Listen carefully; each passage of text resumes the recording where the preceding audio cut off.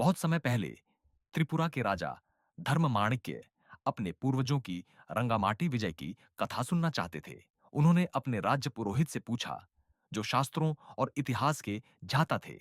पुरोहित ने कहा, राजन, रंगामाटी पर कभी लीका जनजाति का शासन था। वे बहादुर योद्धा थे और उनकी आस्था इतनी प्रबल थी कि उनकी पूजा से गोमती नदी तक रुक जाती थी।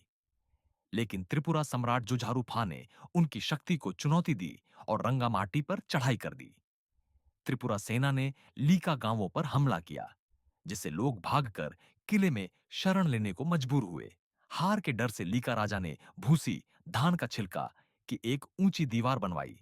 उन्हें विश्वास था कि त्रिपुरा के योद्धा इसे अपवित्र मानकर पार नहीं करेंगे। लेकिन त्रिपुरा सेना रुकी नहीं।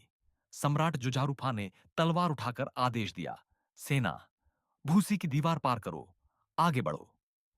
त्रिपुरा योद्धा बिना झिझक भूसी पर चढ़ गए और किले पर कब्जा कर लिया। हार के बाद लीका राजा ने दुखी होकर कहा, तुमने पवित्रता को रौंद दिया है। तुम्हारी दौलत खत्म होगी, तुम्हारी ताकत मिट जाएगी और आने वाली पीढ़ियां अपना राज्य और सम्मान दोनों खो देंगी।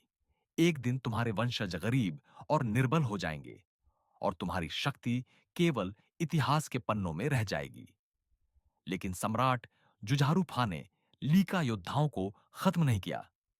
उन्हें अपनी सेना में शामिल कर लिया और रंगामाटी को त्रिपुरा की नई राजधानी घोषित किया।